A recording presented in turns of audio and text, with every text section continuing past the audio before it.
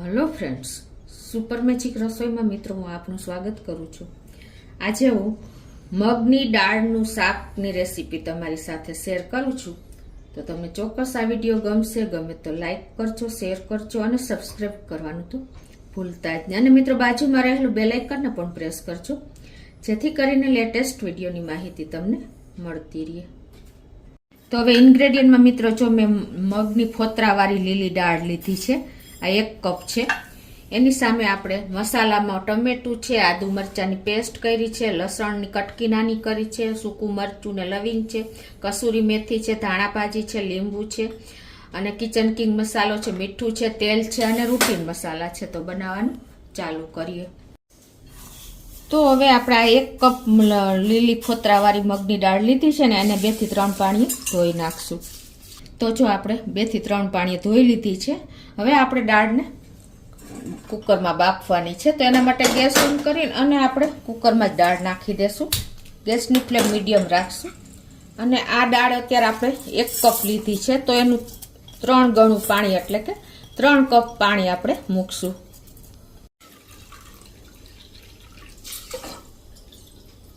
અને આપણે અડધીથી થોડીક વધારે એટલું આપણે મીઠું ટીસ્પૂન નાખી દેશું. અને આપણે એકદમ સરસ દાળ ટેસ્ટી બને ને એના માટે અત્યારે આપણે બાફવામાં જ 1 ચમચી જેવું ઘી નાખી દેશું. આને હિસાબે શું થશે, ટેસ્ટ વધી જશે અને તમારી દાળ પણ જ્યારે કૂક થશે ને ત્યારે ઉપર નહીં આવે. તો આપણે લીડ બંધ કરીને 3 થી 4 વિસલ આ રીતે કરી લેશું. ગેસની ફ્લેમ આપણે મીડિયમ રાખશું. તો આપણે 4 વિસલ થઈ ગઈ છે કુકરને મીડિયમ ફ્લેમે અને પ્રેશર પણ રિલીઝ થઈ ગયું છે. તો કુકરને ખોલી લઈએ. જો મિત્રો આપણી દાળ એકદમ પરફેક્ટ પાણી મૂક્યું છે તો પરફેક્ટ બફાઈ ગઈ છે. તમને ખ્યાલ આવી જાય છે. આવી રીતે આપણે મેશ કરીએ ને તો દાણો પણ મેશ થઈ જાય છે. અને આમ જોઈએ તો આપણે ઝેરવાની નથી. એટલે તમારે જો સેજ પણ કચાશ રહી હોય ને તો 1 સીટી વધારે બોલાવી લેવાની, એટલે કે 1 સીટી કરી લેવાની છે. જો અત્યારે પરફેક્ટ છે. તો હવે આપણે વઘાર કરશું. તો એના માટે ગેસ ઓન કરીને એક પેનમાં આપણે તેલ મૂકશું. મિત્રો આ મગની દાળ તો ઓલરેડી મીઠા ફોતરાવાળી દાળ છે તો મીઠી જ હોય છે. તો અત્યારે આપણે એમાં ટેસ્ટ વધારવા માટે હું તેલ અને ઘી બંને વાપરું છું. તો 1 ચમચી આપણે ઘી લેશું અને 2 ચમચી આપણે તેલ લેશું. આપણું તેલ પણ ગરમ થઈ ગયું છે. અડધી ટીસ્પૂન આખું જીરું, 1/4 ટીસ્પૂન હિંગ અને આપણે 1/4 ટીસ્પૂન રાઈ નાખી દેશું. અને એ ક્રકલ થઈ ગયું છે એટલે આપણે 2 ડાળી લીમડાના પત્તા નાખી દઈશું. ગેસની ફ્લેમ અત્યારે મીડિયમ જ રાખી છે. 2 લવિંગ નાખી દેશું. જો તમે નાખવા હોય તો નાખી શકો, સ્કીપ પણ કરી શકો. 1 સૂકું લાલ મરચું નાખ્યું છે. અને આપણે આ 2 થી 3 કળી મેં લસણના આ કળીના પીસ કરી લીધા છે એ નાખી દેશું. અને 2 લીલા મરચાં અને 1 ઇંચ આદુ ટુકડાનો મેં પેસ્ટ કરી લીધી છે એ નાખી દેશું. અને આને આપણે થોડીક પેસ્ટને શાંત કરી દઈશું તેલમાં. અને એક મીડિયમ સાઈઝનો મેં કાંદો સમાર્યો છે એ નાખી દઈશું. આમાં કાંદાનો ટેસ્ટ પણ બહુ સરસ લાગે છે, પણ તો તમે ખાતા ન હો તો સ્કીપ પણ કરી શકો છો. અને હવે આને આપણે આ રીતે કૂક થવા દેશું સ્લો ફ્લેમ ઉપર. તો જો આપણા કાંદા પણ સરસ ટ્રાન્સપરન્ટ થઈ ગયા છે. તો હવે આ સ્ટેજે આપણે દાળમાં બાફવામાં તો મીઠું નાખ્યું જ છે, પણ વઘાર પૂરતું આપણે અડધી ટીસ્પૂન જેવું મીઠું નાખી દેશું અને મસાલા કરી લેશું. તો એમાં આપણે અડધી ચમચી જેવી હળદર, 1 ચમચી લાલ મરચું પાવડર અને 1 ચમચી ધાણા જીરું પાવડર નાખી અને આને આપણે સ્લો ફ્લેમ ઉપર જ મસાલો મિક્સ કરી લેશું.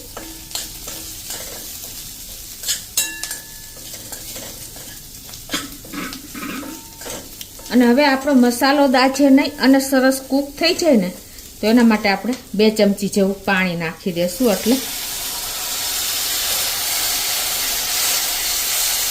સરસ આપણા મસાલો કૂક થઈ જાય.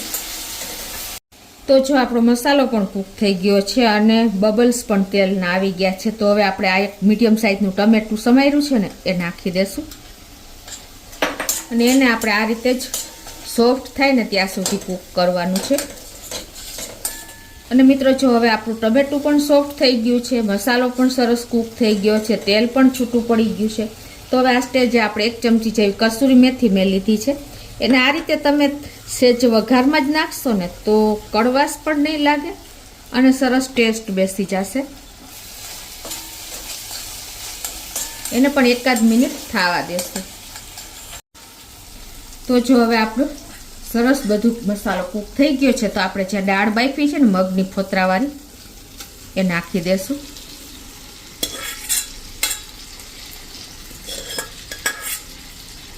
અને એને આપણે અત્યારે ગેસની ફ્લેમ સ્લો જ રાખી છે. તો આ રીતે મિક્સ કરી લેશું.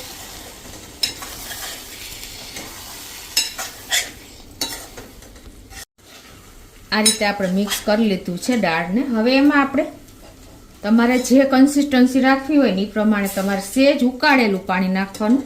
એટલે શું થશે, તમારા દાળનો ટેસ્ટ ફીકો નહીં પડે. તો અત્યારે હું 1 ગ્લાસ જેવું પાણી નાખી દઉં છું.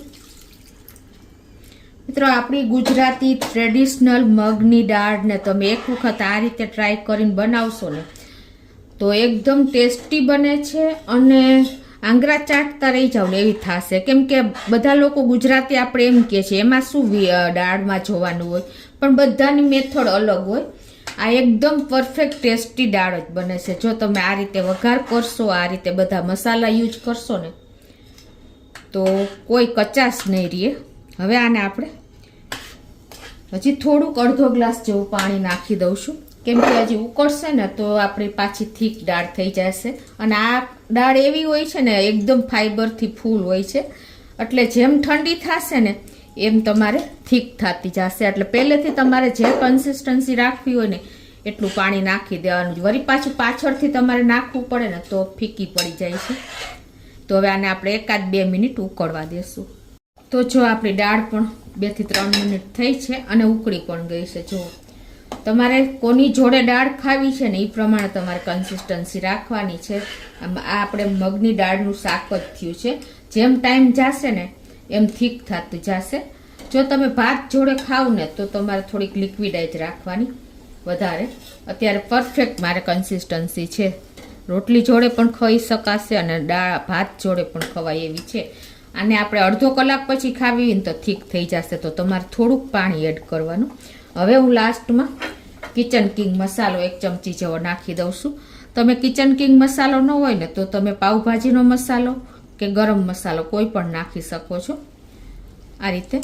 અને લાસ્ટમાં આપણે ધાણા ભાજી નાખી દેશું અને 1 ચમચી જેવો લીંબુનો રસ પણ નાખી દેશું.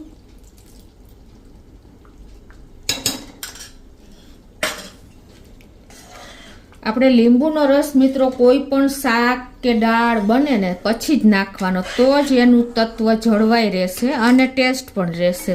તો હવે આપણે ગેસને બંધ કરી દેશું. પરફેક્ટ આપણી કન્સિસ્ટન્સી આવી ગઈ છે. અને લાસ્ટમાં આપણે ધાણા ભાજી નાખીને અને સર્વ કરી દઈએ. મગની દાળ છે એટલે ધાણા ભાજી પણ સરસ લાગે છે. તો હવે આપણે એક બોલમાં લઈ લઈએ.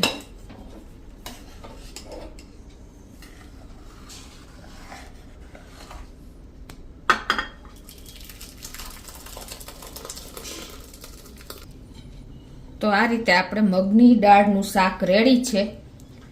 જે આપણે ગુજરાતી ટ્રેડિશનલ શાક છે, વર્ષોથી બનતું આવે છે ને આપણા ગુજરાતી લોકોને બહુ મીઠું લાગે છે. તો લાસ્ટમાં આપણે ધાણા ભાજી નાખી અને આ રીતે સર્વ પણ કરી દેશું.